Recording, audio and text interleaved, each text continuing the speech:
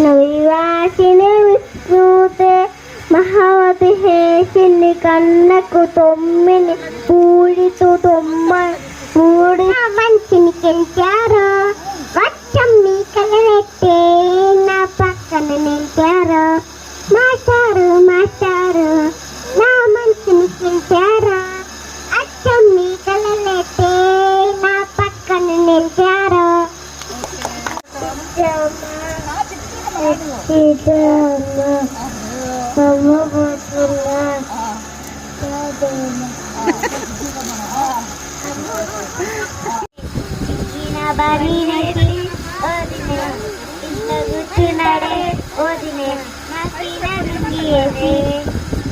ఇప్పుడు మంచంలో వన్నాడే ఒక చెప్పానా బంగారం ఒక